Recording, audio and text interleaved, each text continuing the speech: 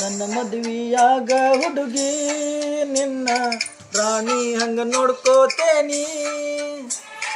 ನನ್ನ ನಿನ್ನ ಜೋಡಿ ನೋಡಿ ನಿಮ್ಮಪ್ಪ ಉರ್ಕೋಳಂಗ ಮಾಡತೇನಿ. ನಿಮ್ಮಪ್ಪ ನಿತ್ತ ಹೊಯ್ಕೊಂಡ್ರು ನಾನಂತೂ ನಿನ್ನ ಹೊತ್ತ ಒಯ್ಯತೇನಿ. ನಿರ್ಧಾರ ಮಾಡ ನೀ ಗಚ್ಚಿ ನಿನ್ನ ಒಯ್ಯಾಕ ರೆಡಿಯಾಗಿ ಹುಚ್ಚಿ.